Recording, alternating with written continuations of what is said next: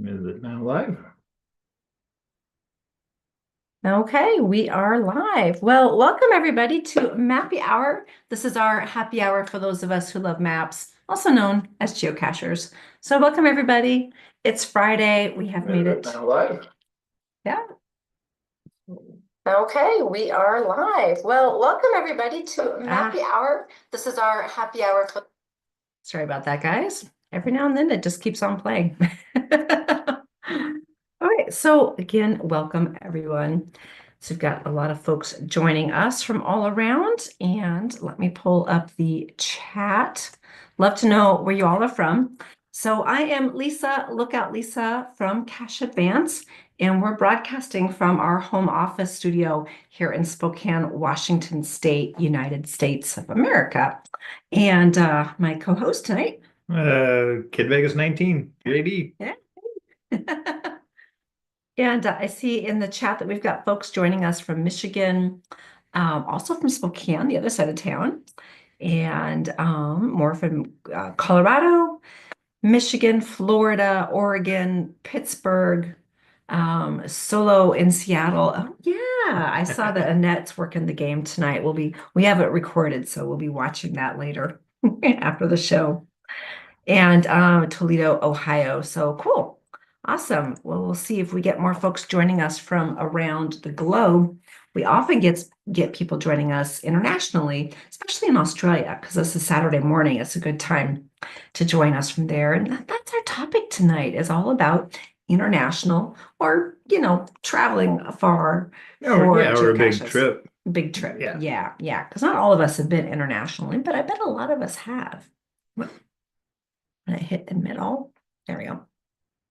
Sorry, it's still bringing folks in from the waiting room. They hadn't paid the cover charge yet. Oh, okay. I think the cover charge is to bring us new magazines for the waiting room. Awesome. So, yeah, definitely Canada is international for us here in the US, for sure. So is Mexico. Mexico. Yeah, and all around, really, we're looking at traveling afar or abroad. Want to hear about geocaching adventures for that. But before we get there, we do have notes from the field. We'd love to know what sort of geocaching adventures y'all have been up to in the last couple of weeks, or since you've joined us, or maybe something you have planned that's coming up. We want to hear all about it.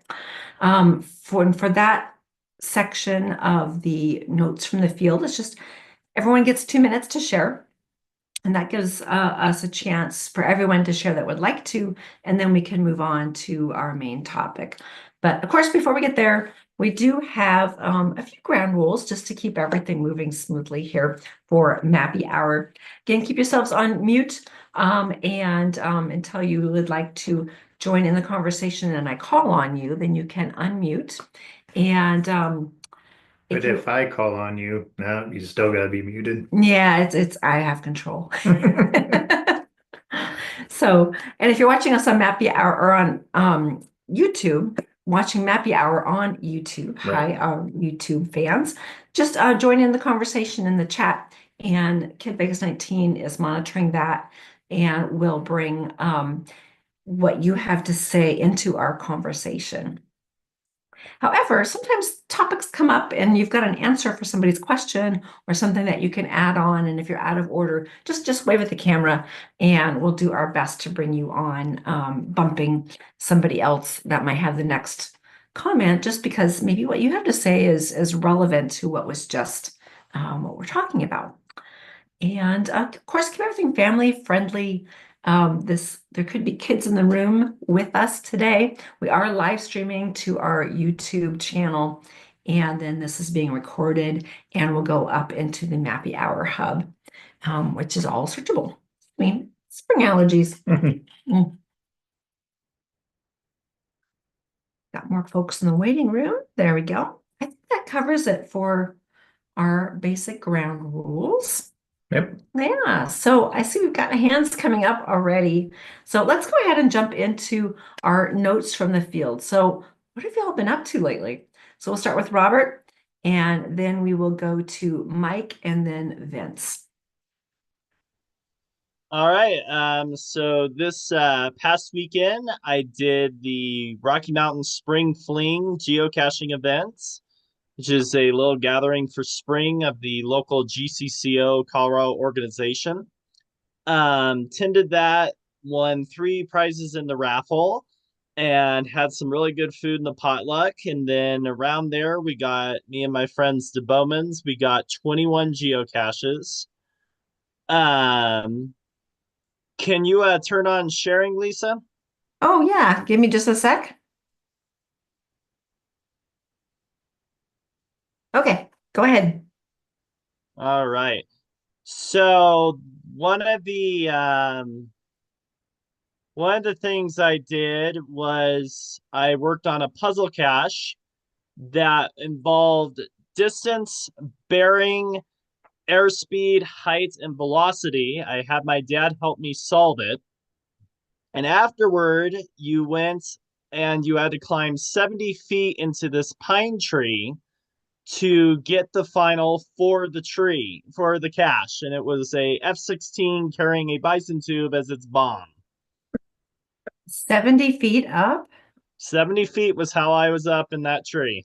Oh my gosh. It So made it a 5 out of 4. five terrain Five difficulty, 4 terrain. or terrain? Wow. Oh my goodness. That's amazing. Well, good work. Yes, that was quite a challenge getting up in that tree. No kidding. I'm not sure I would be comfortable climbing that high. Well, cool. Well, thanks for sharing that. Sounds like you've had a lot of fun and some good adventures with events and solving puzzles. When you put up that graphic, it made me think of, the old one where, you're calculating train distance and time and such, but that looked much more complicated, actually. Yeah, my dad, who graduated from the Air Force Academy, helped me with that since he did that back in the days. So that was kind of his expertise. Wow. Well, it's great to have that knowledge in the family. Yes, And thank him for his service for Mhm. us. We appreciate that. will do. Right. Well, thanks, Robert. I think next up we have Mike. Hello. Hey, Mike. Yeah, wasn't doing a whole lot, but with the improved weather around here, I've been tooling around the neighborhood on my standing e-scooter, and I found a light pole thing in a parking lot. Nothing very fancy, although the guy doing it didn't quite think everything through because it was your basic pill bottle type thing wrapped in a mottled blue cover. The trouble is that the way the skirt goes, if you're paying attention, you can see it from outside the light pole skirt. So I figured the chances of it getting muggled are a little higher than if it had been plain black when it doesn't stand out. But it doesn't mean I walked up to that pole and knew instantly, yep, this is the right pole. So I could see that bit of blue. So yeah, that's really it. Just been buzzing around the neighborhood, hitting a few Mondays because apparently the tactic they're doing now is expiring out the find markers on some of them so you can re-find them. Yeah, that's interesting. Yeah, because I found some of them for the fourth or fifth time now because they went green again.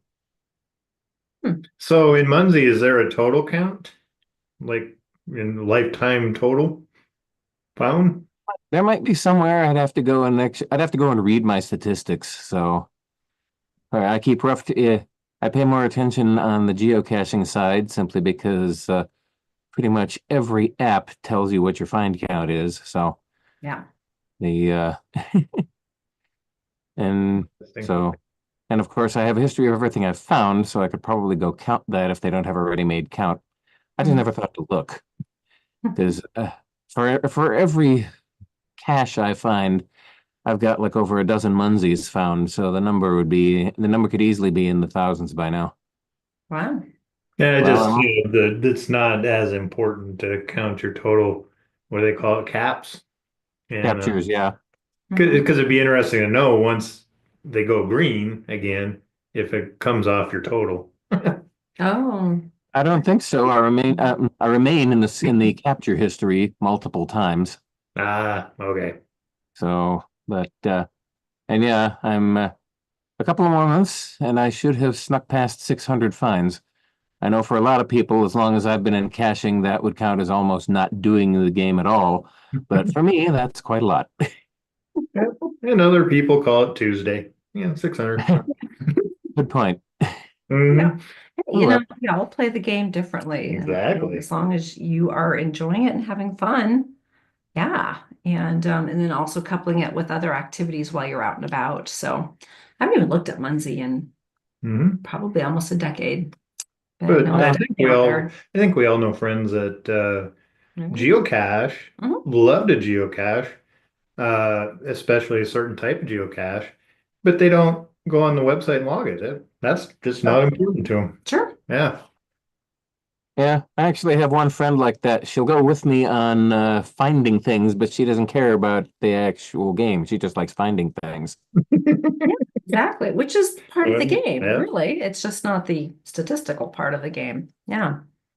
And then there's Yeah. even famous people like Will Wheaton, who's Mhm. a geocacher, but he never logs. So I don't even know what his geocaching name is, but The I real probably don't need Will to know. Wheaton. Yeah, it could be. Yeah, blue Well, check. so I think we've overstepped our ground rules here. We sure have. Sorry about Just a that. bit. Yeah. Thanks, Mike. Uh, I think we have Vince and then Tom and then Scott and then Melissa.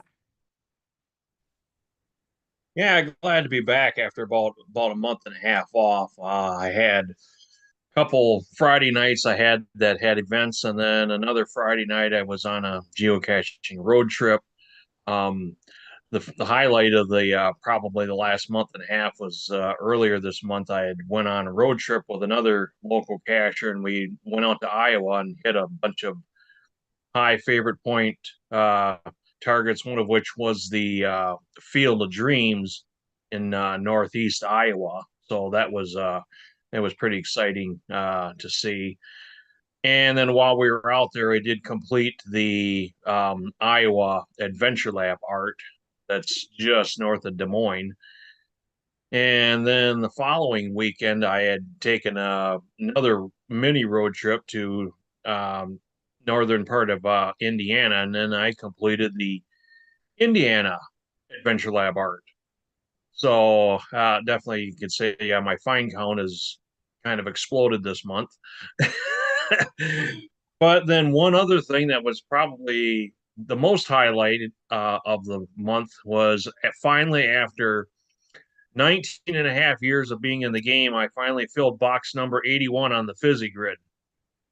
Congratulations. Good work. Yes. Yep. And a lot of people were surprised at as many finds as I have. And as long as I've been cashing, they go, Vince, you don't have your Fizzy, your first loop in your Fizzy. And I says, no, believe it or not. Only because of the fact I'm not big on climbing trees and all these high terrain caches. So a lot of times I got to feast off of challenges that I qualify for, and I kind of feast off of those. So unfortunately, yeah, I had a local cacher here on the north side of Grand Rapids that had a challenge cache that I qualified for that fit the bill perfectly. So Excellent. Awesome. Well, good work. Well, you even beat me. I don't have my fizzy done yet. oh yeah. So of all the major grids I got two boxes left on the Jasmine. That's it.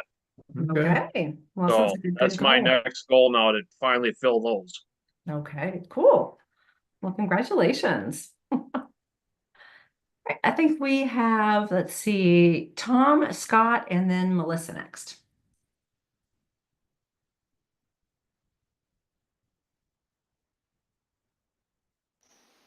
There you go. Okay, can you hear me now? Yes, we can. Okay, yep. So a geocache, fresh geocache popped up on the 16th. I wasn't even aware it was geocaching your pajamas day, so I went down and got the first to find on that, and then yeah, I got two souvenirs on the same cache. So Well, good work. Alright. yep. And then Earth Day, the 22nd, why I went to an event in Bend, hosted by some of your friends from Squim, Washington. Yeah. And they actually, the next day, went up and found the one and only. So, So that was Lori? yeah, Yep. yeah, Okay. Yeah, she's in that area. Mhm. Yeah. Okay, cool. and Phil. Mhm. Phil? Yep. And yep. So yeah, I'll talk later about my uh, international Okay. geocache hunting. Okay, Okay. cool. Can't wait to hear. All right, thanks, Tom. All right, we've got Scott and then Melissa. So yes, I had a couple of geocaches, found a couple of geocaches, kind of typical stuff. I did get back into shooting some videos, and the last 2 weeks I actually put out 3 videos, and just put my YouTube channel there. But they were kind of fun videos because they were mainly looking for my own geocaches, and in one I have 7 different geocaches set up in a small area, so we went and got those, and then another just went and checked a bunch of my geocaches, and they were all except one was in pretty good shape. So that was kind of the video part of it. I did go to a pajama event, which was a first event for a couple of fairly new geocachers, and they did a fabulous job. Took us out on a night hike afterwards. It was the event itself was in an open park, and then after the sun went down and it got dark, we went on a little walk and it did a little night cache, which was really kind of clever because they had incorporated some puzzle part into it uh, by having different color tags. And so you had to watch, see what the tags were, had to figure out what they meant based on some information they give you, and then had cleverly put the combination to the padlock in the description. So that was a lot of fun for, some nice to have new hiders who are really clever and they really fit the bill. And that is it. Well, Excellent. that's awesome. It's great when new folks join in and really get involved with the community as well, because a lot of folks just kind of don't. And that's really the big draw, I think, over the years is of course the community. That's why we're all here tonight at Mappy Hour. This is this community that we've built over the years. So cool. Well, that's great. Thank you. Yeah. All right, Melissa, what have you been up to? Well, we have county park rangers, and one of the county parks is just right next to me, practically. And so they had a big hunt for trash on Earth Day, and one of the geocachers hold events with them all the time because we bring in a lot of help. And so it was really neat because there was another group and they brought in an ice cream truck. So anybody who picked up trash got ice cream. And that was fun. But tomorrow I'm hosting an event with park rangers. We're planting trees in the park. And I know there will be about 10 geocachers there. Don't know. I know the park ranger always says, do we have any non-geocachers? Now the trash pickup, lots of other people were there for, but lots of times we're the only ones. But yes, so I'm hosting tree planting in the park with the park rangers tomorrow. Is So, that just a regular event, or did you publish it as a CETO? I don't know if I published it. I think I published it as a CETO. That's how I've seen those activities published as well, Mhm. and Yeah. I like that.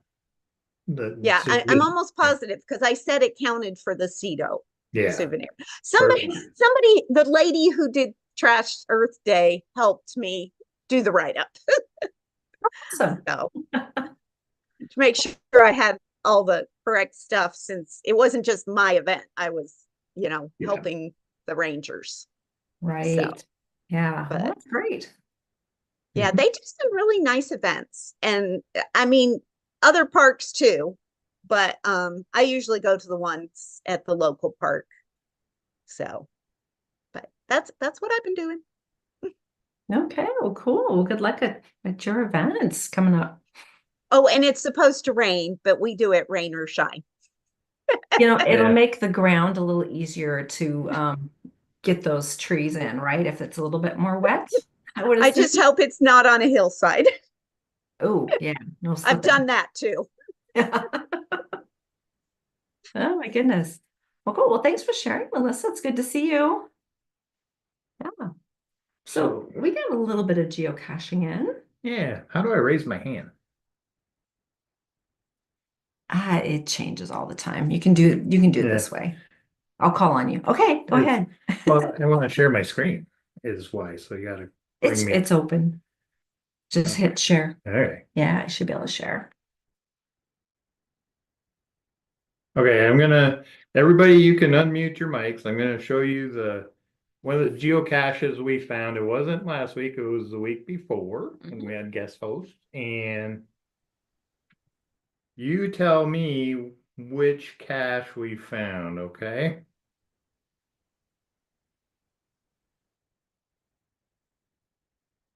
Apparently it's a mystery cache. Oh, there There it is. Took its time. Yeah.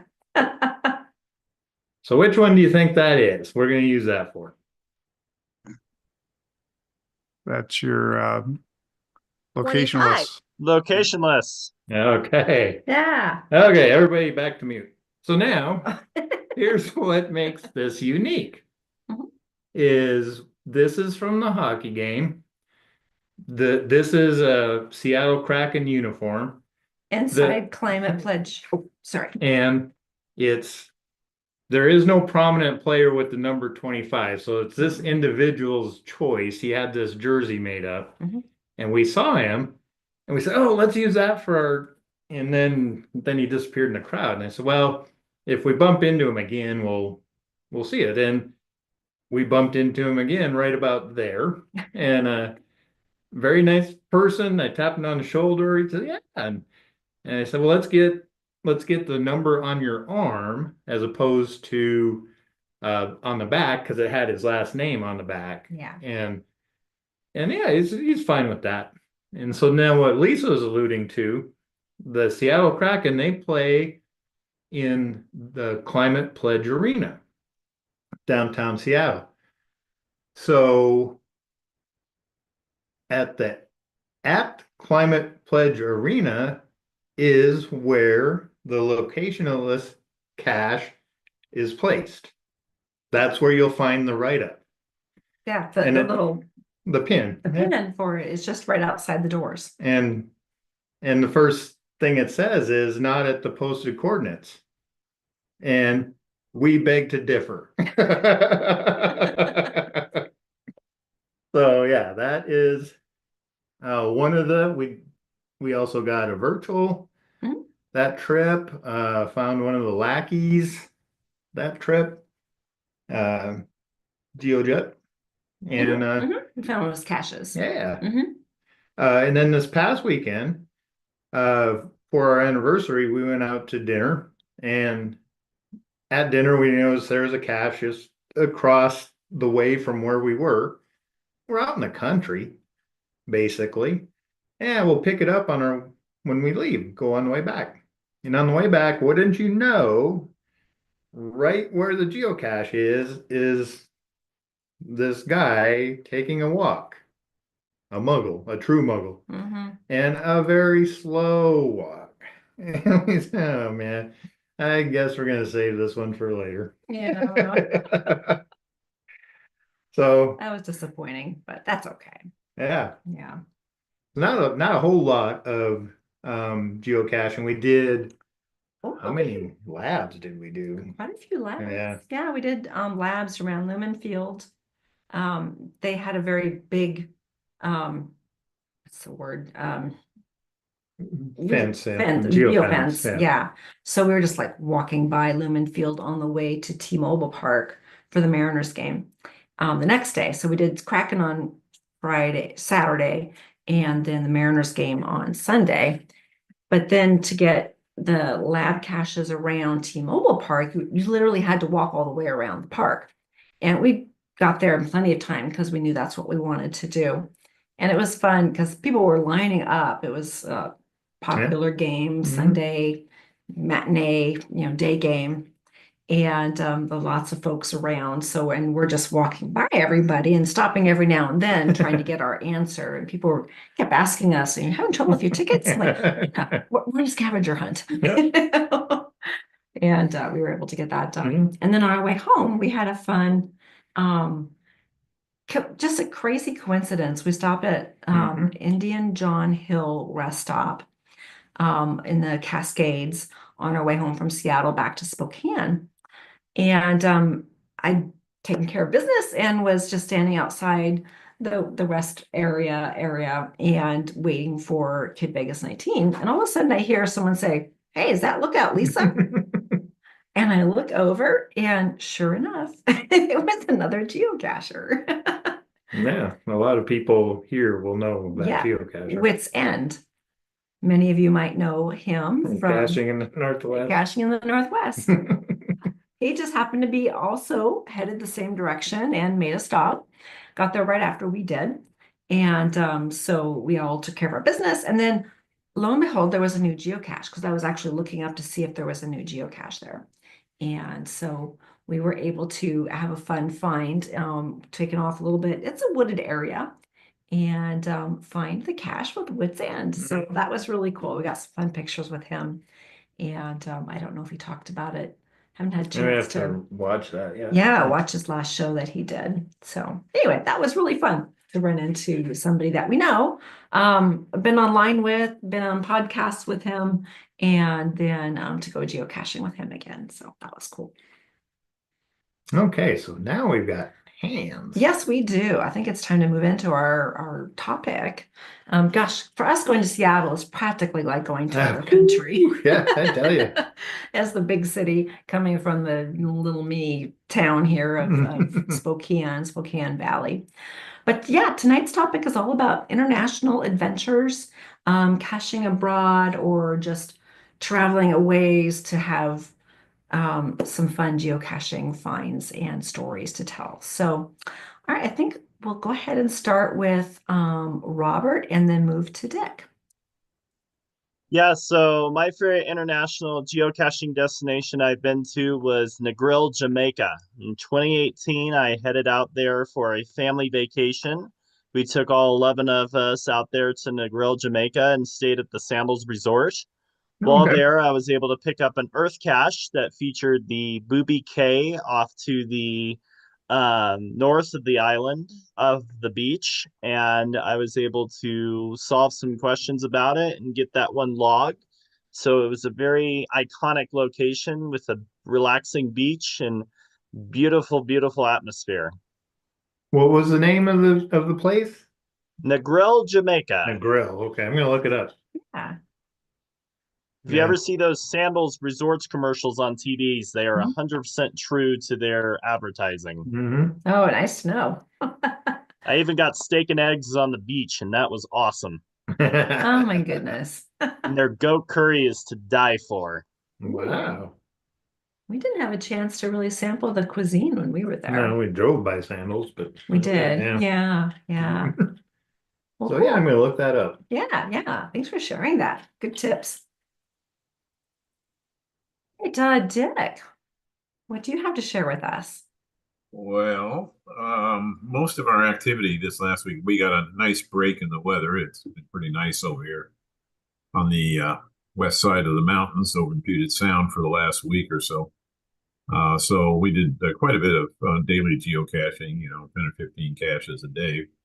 But our biggest activity was there's a new geo tour over on this side of the mountains, the IsaQuest Geo Tour in Issaquah, Washington. So it's a nice little, I think 20 caches, something like that. So it's kind of a nice little geo tour. You get a nice geocoin from the city of Issaquah if you complete that. So that was the main activity. In light of our topic tonight, traveling, we're going to be going on May 2nd for a quick overnight trip down to see Scott at the Spring Fling in Los Angeles. Mhm. So running down to Los Angeles for an overnight to do the Spring Fling down there. We went all the effort after it took about 5 days to get all the caches that we could, almost all of them in the cache across Southern California here a month or two ago. So we feel obligated to fly down there and try to get our geocoins. And then the next trip, of course, is going to be Geo Woodstock. We're hoping to make a nice big road trip out of Geo Woodstock after going down to Spring Fling.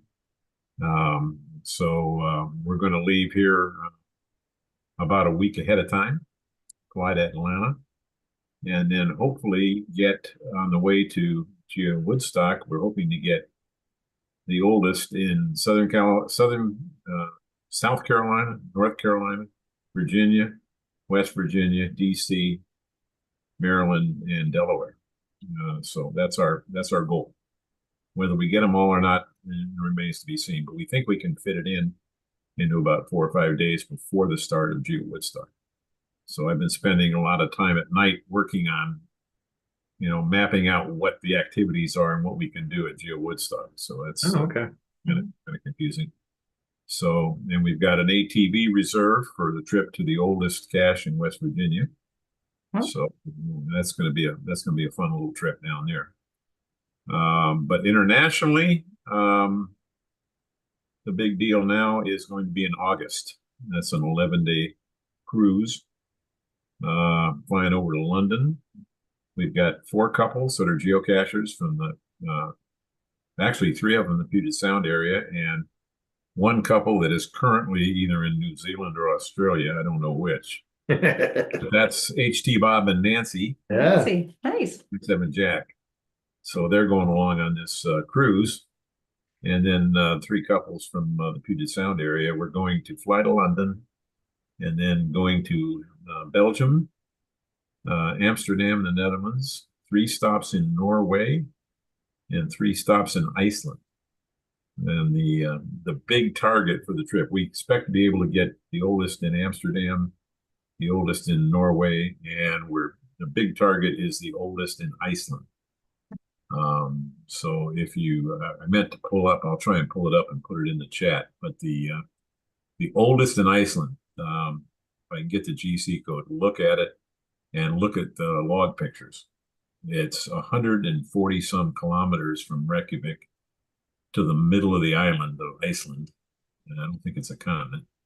But it's like being on the moon, literally. If you look at the pictures, it's going to be a day-long expedition. We're hoping to have two Land Rovers and 4 couples for support of each other. So that's going to be quite an adventure. So that's the big thing for this year.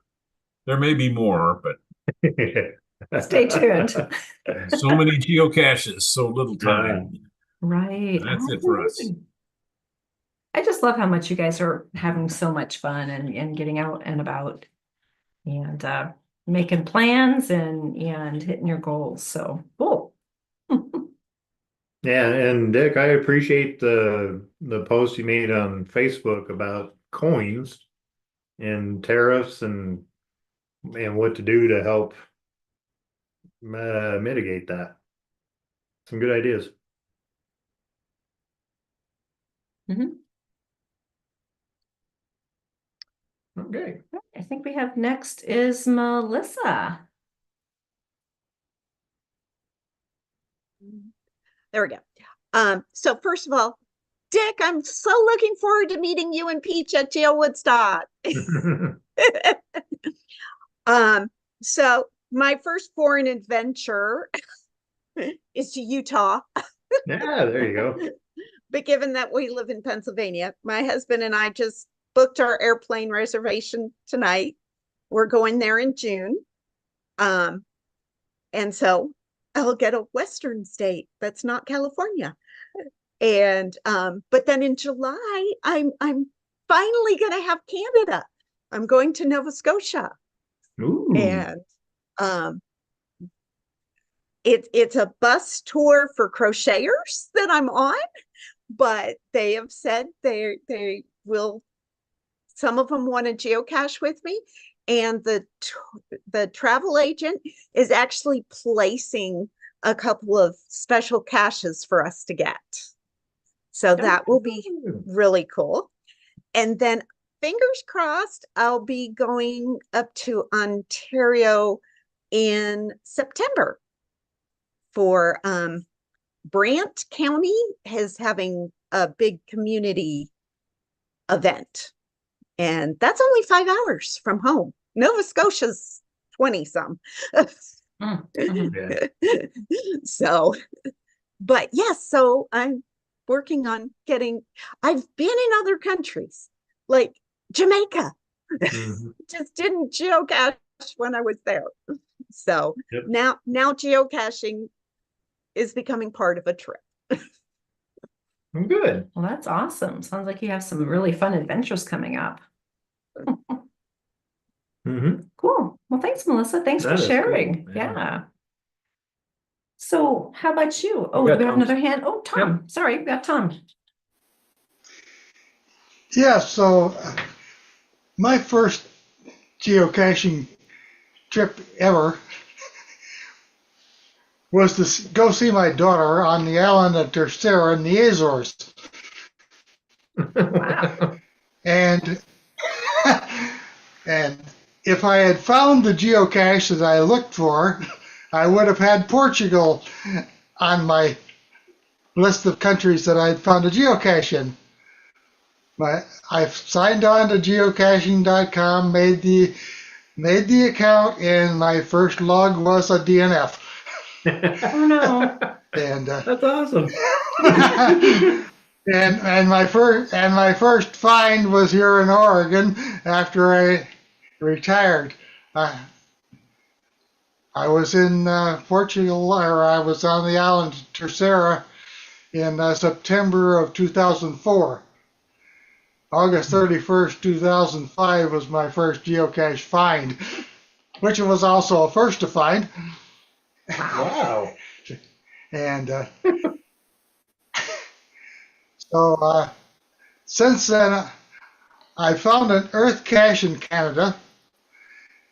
It's not too far across the border, town of White Rock. And the earth cache is the White Rock. And you have to measure the distance around it and a couple other things to log it. It's quite a large rock. It's a glacial erratic. It was pushed there by an iceberg or a glacier. Yeah. So how did you measure it? Okay, so my wife was there. There's like a crack around it. Okay. And I started at the crack and measured off 5-foot sections. My wife watched, and then I went all the way around it till I got back to around it. And I thought it was pretty close. I didn't have a tape measure. Yeah. But that's what I was wondering. I love the good estimation. Yeah. Yeah. If you go up by 5, why if you want to do an earth cast, that's a good one to go find. So and I guess the other I've found quite a few caches in Los Algodones, Mexico, and I also went to an event in Los Algodones quite a few years ago. Was that part of Signed the the sombrero as the logbook. What? Yeah. But my big trip is coming up in November. Flying from Portland to Miami. Gonna be taking the Carnival Horizon out of Miami and going to the ABC Islands. Aruba, Bonaire, and Curacao. And I've got caches planned to find there. So, and maybe I'll even get a geocache in Miami while I'm there. I have found geocaches in all 50 states, but which was one on my bucket list. So, yeah, that's my tale of international geocaching. Awesome. Well, I can't wait to hear all about your upcoming trip this November. It's, you know, those of us that Might live be in the the time of year to go. in the Yeah. Northwest, it's really nice to get south and into sunshine during the winter time. So good for you. That's going to be a great time. Well, I see Ken has raised his hand. So Ken, Hey, Ken. yeah, you've been out and about, right? No, I have in the past, not so much right at the moment, but I've cached mo my first international cache was a Canadian cache, no surprise being from Michigan. However, I did do it from the Michigan side of the river because it's marking a international waypoint in the St. Clair River and can be done from either country. So my first Canadian cache was done from Michigan and looking out to Canada. So that made it a little easier there. Um, been to Canada, been to Mexico, but have been to Europe 3 times since I've started caching. First trip was to Ireland.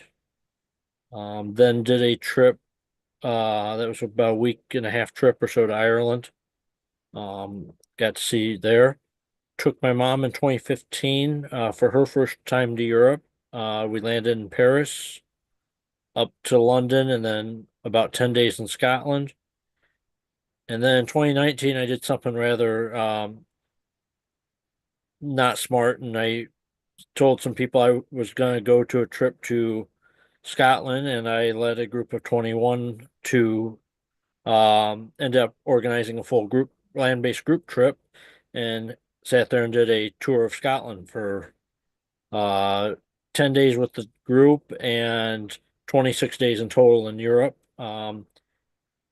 Added Amsterdam on that trip. Well, my first small country, the Isle of Man, which is an incredibly cool little place if you guys ever get a chance to go. It is, when you look at the map of the British Isles, it's a small little island that's in between Great Britain and Ireland. Mhm. It is a country in many ways kind of stuck. A lot of its stuff is kind of stuck in like the late Victorian, early Edwardian period. So little narrow gauge steam rails, trams, horse-drawn trams down the main uh, town. While I was there, I got to watch how effective a castle can be at keeping people out in the 21st century. Somebody had changed the locks on the castle, and nobody there had keys, so they were having to wait for somebody to come down. Although they did say that if the person hadn't got there in the next half hour, there was a guy in town that had a 30-foot ladder they could use to put on the castle wall to scale it and go that way in. So I was kind of really hoping for that ladder option because I thought it would have been a great vacation photo to see an old big wood ladder thrown up on the castle wall and having to scale the castle to breach the wall. Truly storming the castle. Yeah. Yes. But that's so those are kind of my things there. I found the oldest cache in Ireland. That was my June cache to finally hit my Jasmer. Because while there's a lot of old caches in the realm of Michigan, all of the June ones are a very long distance away. Georgia, Arkansas, Nova Scotia. So they're big trips to get to those. So um I did mine in Ireland, so that's there. My next trip I'm going with is the Baltic cruise that some of the geocaching uh geotalk type people are putting on next summer, so I'll be on that. And hopefully enjoy that. I don't know, I may make one trip yet out this year to Germany, but my new job uh has sat there and altered a lot of my vacation plans as I still try and get used to everything and not wanting to disappear for too long. Because when I go to Europe, I try to disappear for a couple weeks to make it worth the flight cost. But Absolutely. Yeah. I enjoyed going over there, just wanting to going over places. Biggest thing for me is I generally stay pretty close to the rails because there are only so many possibilities of where a train can go. I don't trust a bus because they seem to go anywhere they want. Well, that's one way of looking at it. That's Yeah. true. Yeah. If you go off the rails, that's a big problem. Yeah, Yeah. that's a different problem. Yeah, Yeah, if the train goes off the rails, I probably don't have to worry about it. Exactly. Yeah. Oh my goodness. no, that is so true because when we did our Alaska cruise and we took the bus, Oh my gosh. Yeah. what's that called, over the Yukon or in Towards the Yukon. We didn't Yeah. quite make it into the Yukon. and but- then we were coming Mhm. back and it was a normally scheduled stop and we stopped, which was like 300 feet away from a geocache that we go get. Mhm. And the bus driver, when we come back, he says, "What the heck were you guys doing?" Because we ran off the other Yeah. direction. Everyone's looking at the waterfall and we go the other way. And so we tell him, yeah, we were geocaching. He's just like, and he explains the group that was just there that I believe Dick was in and Annette, and they hijacked that bus and went all the way to into Canada Into to Yukon. get. Yeah. He said, if I'd known that, I would have driven you there. Oh, no. Well, what about all the other people? He It might took us to happen. Carcross. Carcross. Oh yeah. Carcross in the Right. Yukon. Yeah. Is that you, Dick? Yeah, it took us to Carcross in the Yukon. Yep. Yep. Yeah. Mike was your bus driver and he was our bus driver. And he remembered you guys. Yep. Yeah. Great tour guide. Wasn't he He's amazing? Best. Very Yes. Definitely. We weren't even planning to be on that excursion. Well, this is international, so we can share Yeah. all about this. Yeah, it was on our cruise, our Alaska cruise, but of course there's stops in Canada. And but this was that Saskatchewan? No. It's the Yukon. It's Well, no, but anyway, what Um, port we were in? yeah. Skagway. Was it Skagway? Yeah. Okay. And none of the excursions really spoke to us, and we just wanted to explore the town. But it was like a Sunday or Yeah, it was a something. Sunday. And Nothing was open. And so we finally wandered back where the bus tours were taking off. There's a train tour and then bus tours you can take up. And we went to where you can buy your ticket and they just closed. So we're like, oh, great. Okay, so we start walking back and we see people getting on a bus. So we just walk up to the bus and say, where are you going? And Mike, who Annette and Dick met just like a week or so earlier. It was the week after the big 2020, yeah. 2022 event that we had in Seattle. Our cruise was a few weeks after that.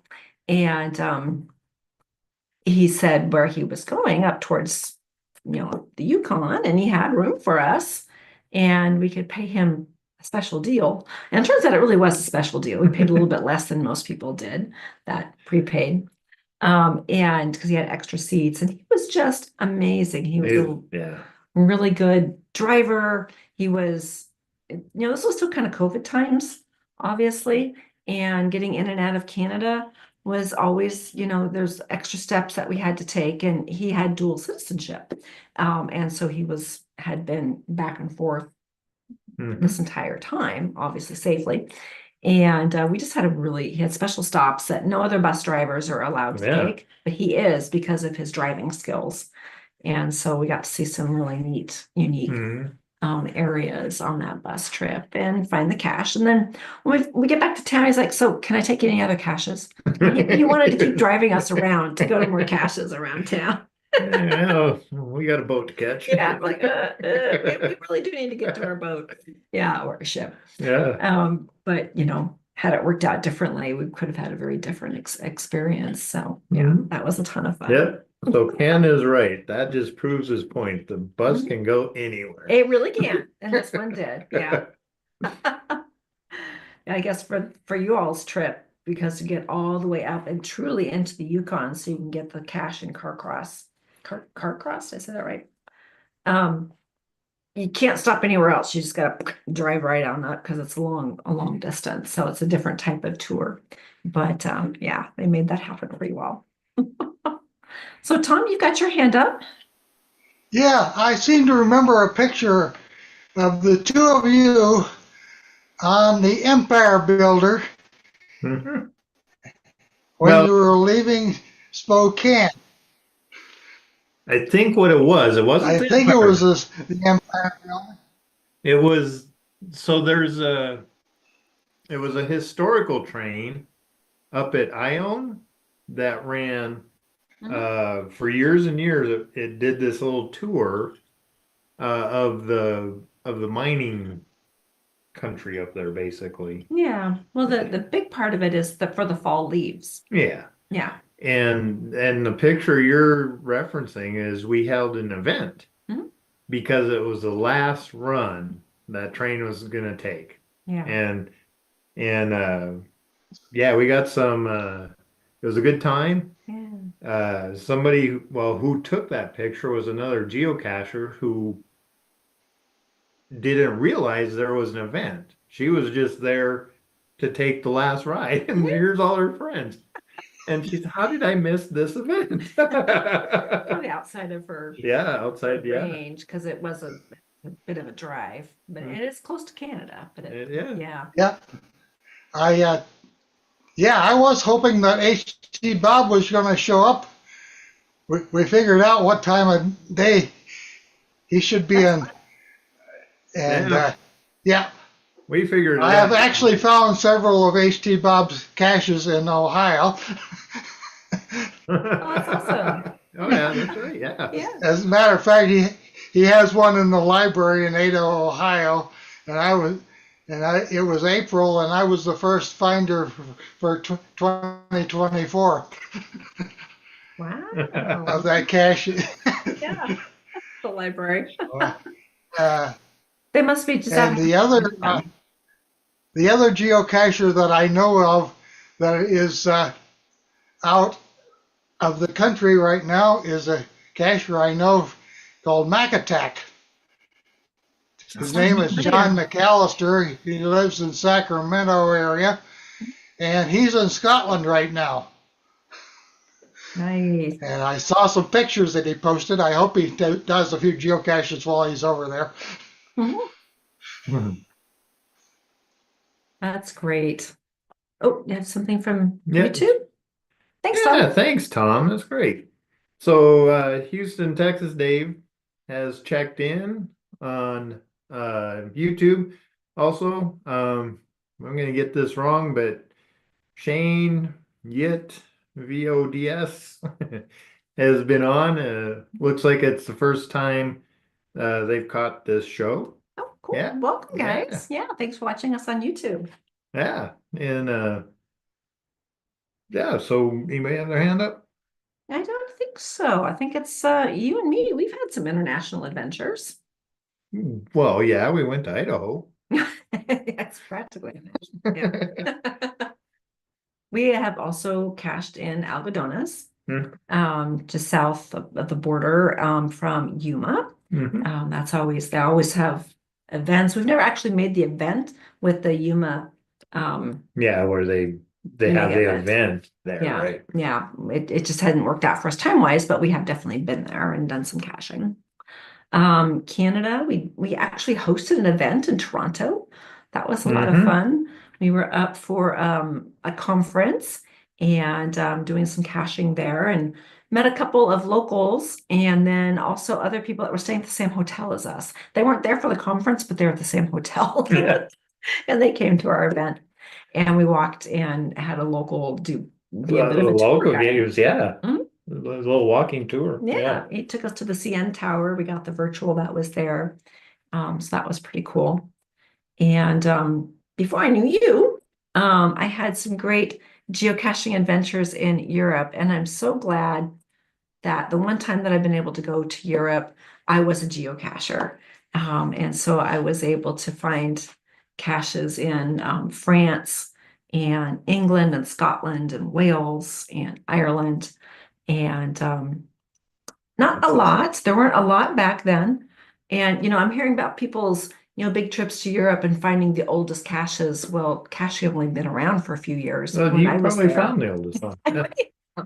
No, I doubt that. But, it was such a new thing then. That wasn't something that was, important to find the oldest. It was just to find a cache. Oh, yeah. And ones that we were able to sneak away or get to, and we had a little bit of free time on our tour. I was there as a chaperone basically for my nieces, which was, they didn't need chaperoning, they were fine. But we had a really good time. It was really fun caching in London. When it was 2005, no smartphone. I just had this GPS that just pointed at an arrow, no maps, nothing. And I had no, transportation really, other than, the underground or catching a taxi. And luckily, my sister-in-law and I found we put our arm out and got a taxi. That's not the right word to use. I'm trying to think of the taxi word for in London. Anyway, and he was just the right person. He was like, "Oh, you're on a scavenger hunt," because he's like, "Where to?" And I'm like, "Well, we need to go north by northwest about 3 kilometers."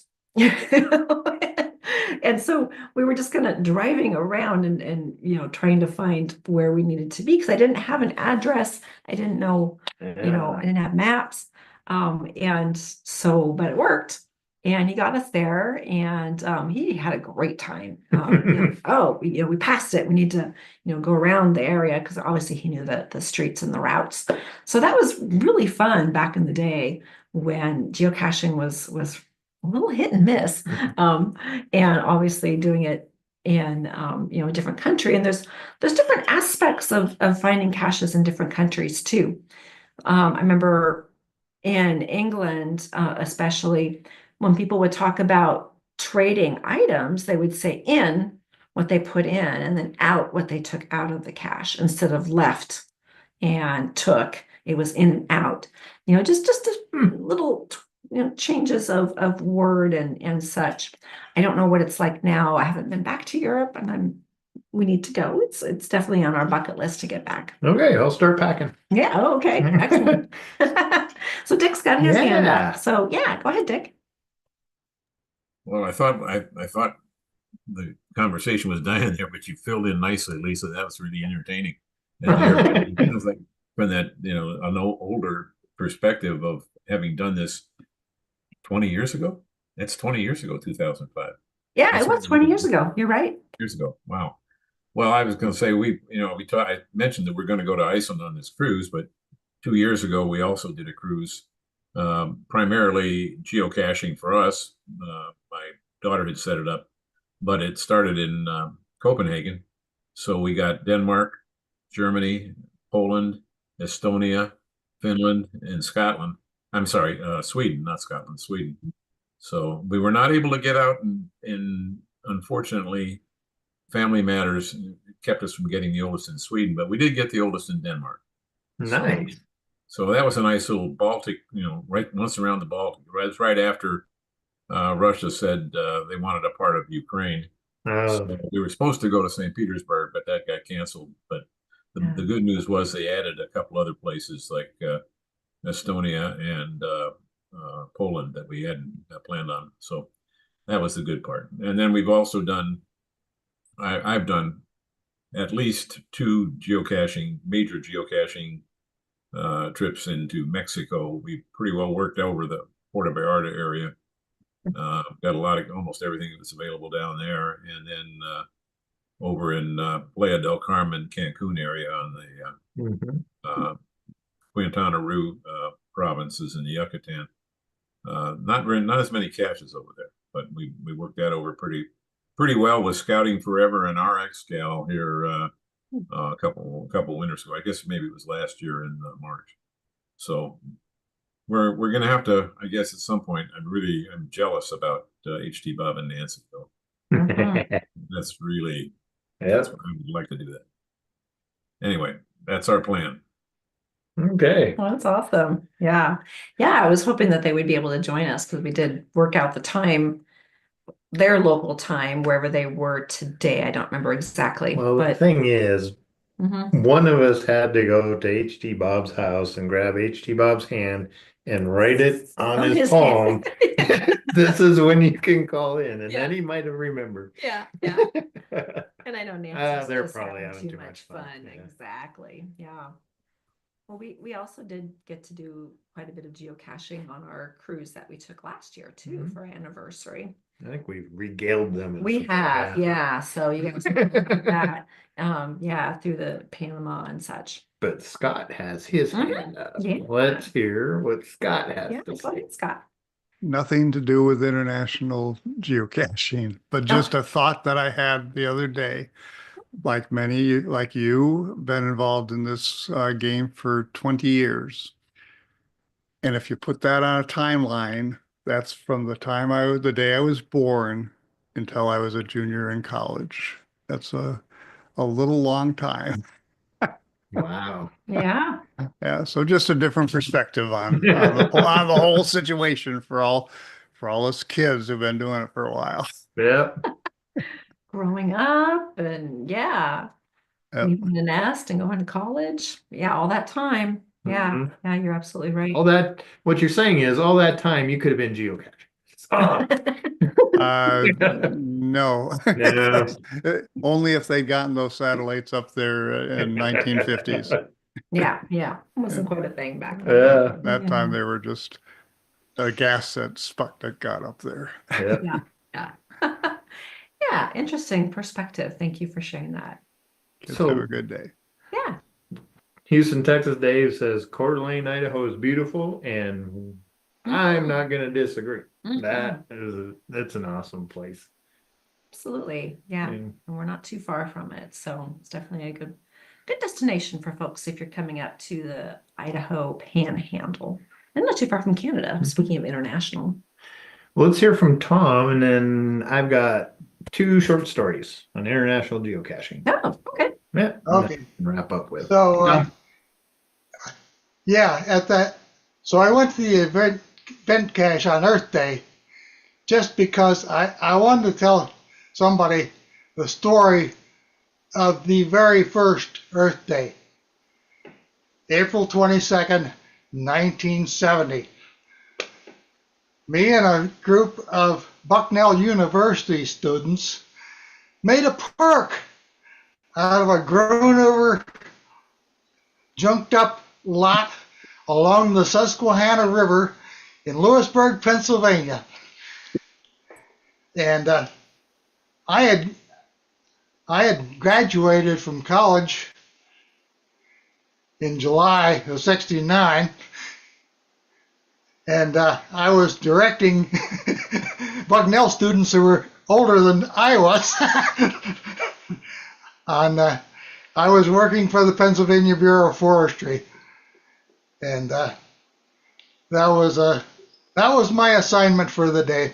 So yeah, we hauled away a couple of dump trucks loads of tires and other junk, and mowed the park down and made it look beautiful.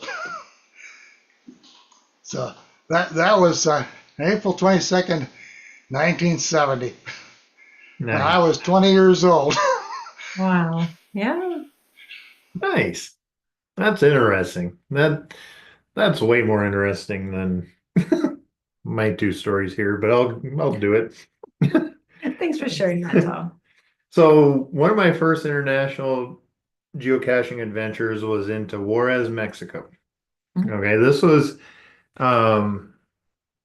Juarez at the time was on the tail end of recovering from drug cartel unsafety in Kidnapping. yeah. Yeah. And the company I worked for, we have a plant in Juarez, and we'd stay in El Paso. Then we get driven over in armored Suburbans, specially trained drivers, uh, and then do our business at the plant and then back over to El Paso at night.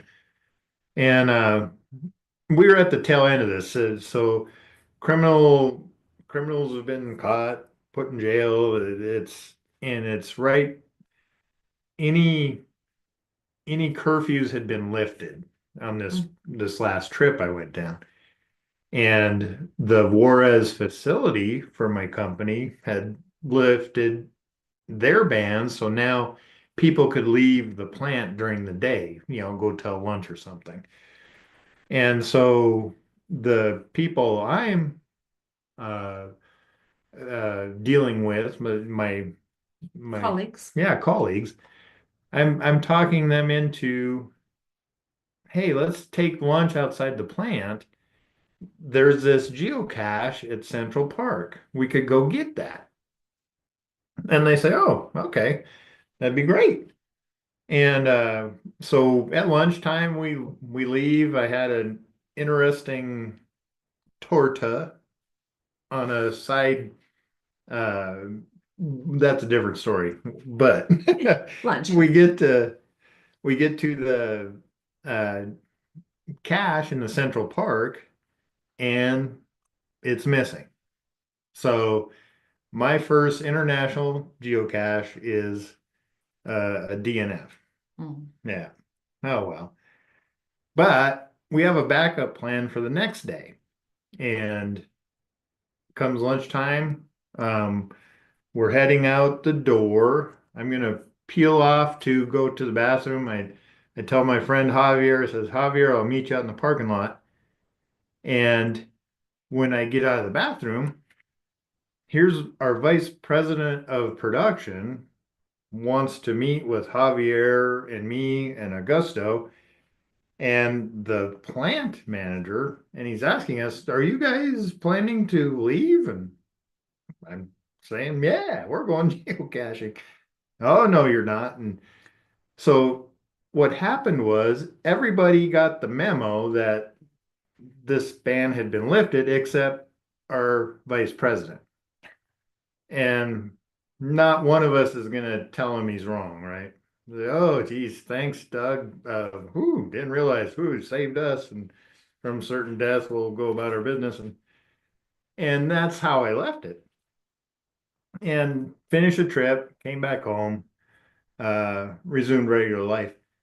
It was about a year later, one of a different person, an engineer, moved up from Juarez to Spokane to start working in the corporate office.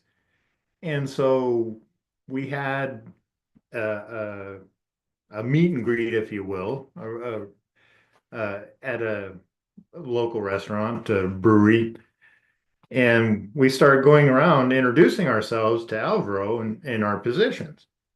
And it comes to me and, hey, I'm JD, I'm this. And he just says, you're the one that got Javier in trouble.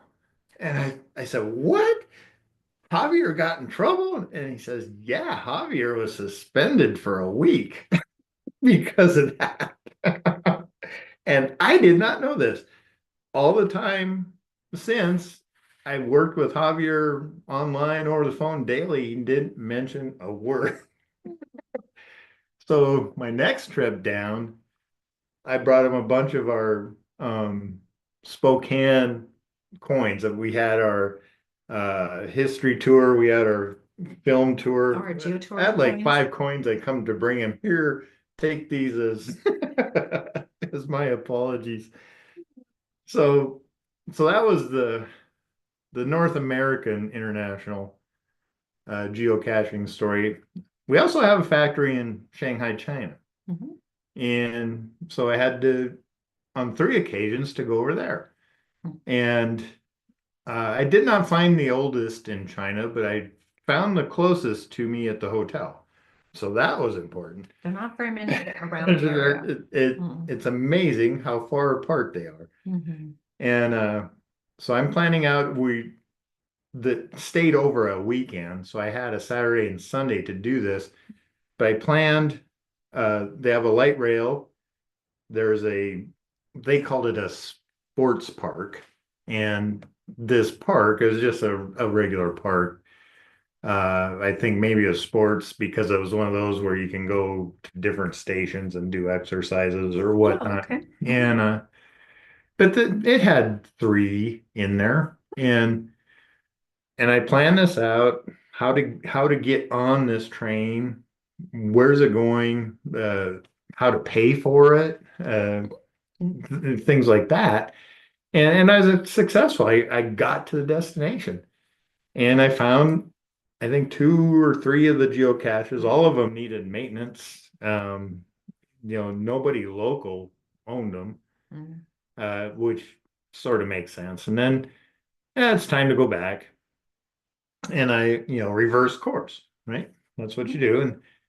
And so now, like I said, this is starts out as a elevated tram, and then it goes into being a subway. And so now I'm in the subway and I'm coming back out and it turns into the elevated tram and comes to a stop, they stop, people get off, people get on, and I'm just concentrating on this is a symbol I got to recognize in order to get off and be okay.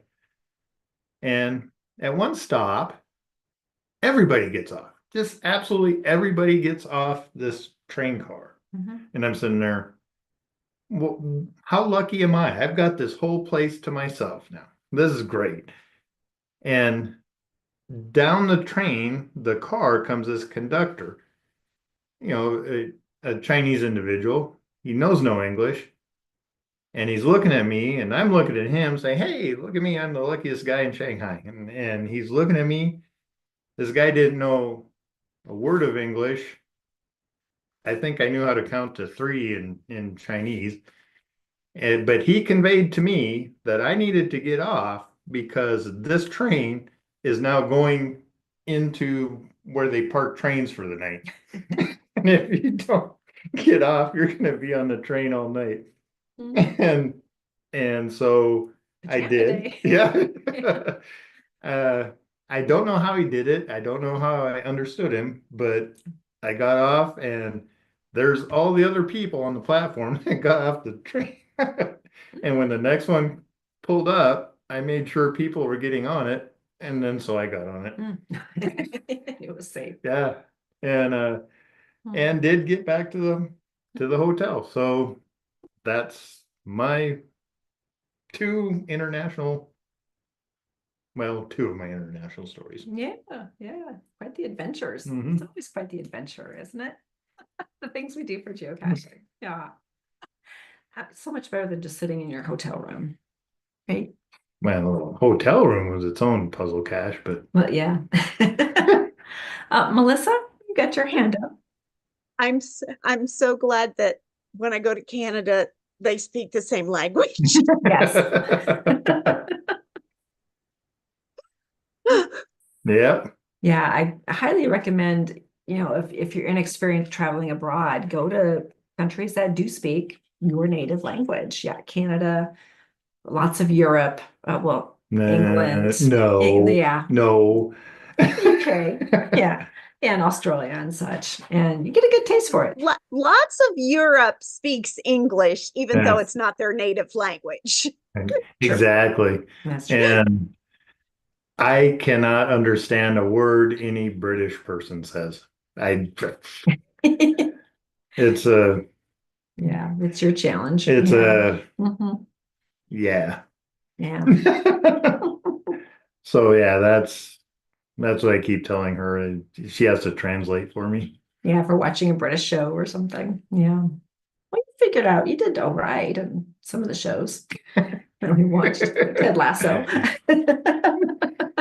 He's American, but yeah, not the other folks.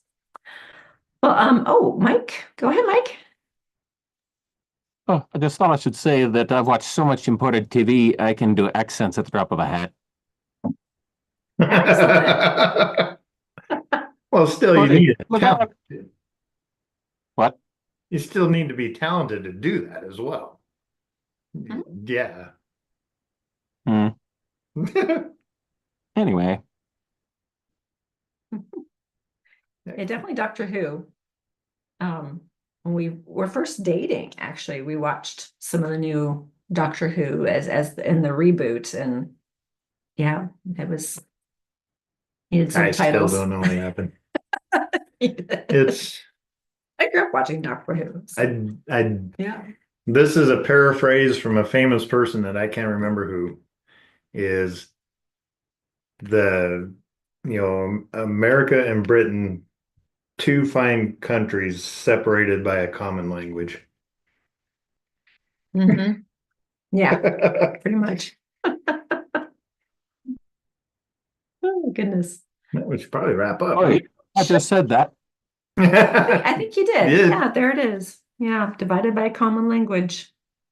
Well done. Yeah, for sure. Well, guys, we are like 16 minutes past the end of our happy hour. I'm sorry to announce that drinks are now full price.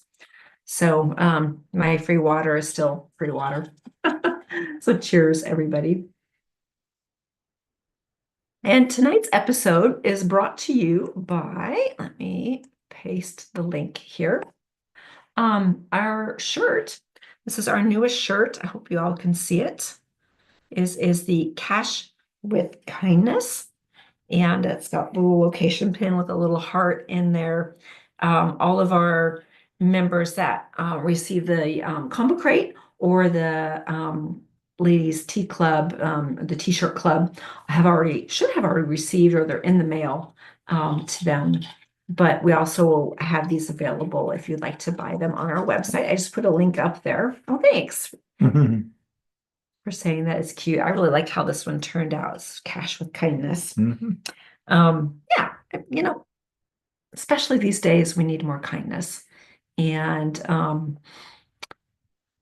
all around in all aspects of society, and especially within geocaching. We get that digital courage, and we don't need that. We all need to be a little more kind to each other, and it's also Ceto season as well. Yeah. So if you don't mind, just want to, while I was yammering on, Houston, Texas, Dave was saying something important. And so he's talking about Planet Tree Day, so we're back on Earth Day. And going to the moon those few years made the whole world look at the Earth more. And so begins Earth Days. Yeah. Yep. That And he makes also sense. grew up on Doctor Who, so Oh, excellent. so he's a translator. Yep. Good stuff. Yeah. Yeah. Cool. So, yeah, thanks everybody for joining us tonight. It's been fun talking about all of our different adventures and what we've done internationally and who we've met, and how geocaching is a little bit different here and there, and what's coming up for everybody too. So a lot of fun adventures coming up for folks. I think our next one, we plan to make it to Woodstock. So that is our next plan. So those of you coming to Woodstock, come find us. We have a booth. Hopefully we'll be in it. We got that arranged. So love to see you all, and have a great couple of weeks. We've got a couple of, I think, new treasures are dropping, and a couple different souvenirs are coming up available for us to grab. So pay attention to those when they come out if you're into that sort of thing. If not, just keep on caching and maybe they'll just happen organically. Well, happy caching, everybody. We'll see you all in 2 weeks, same cache time, same cache channel.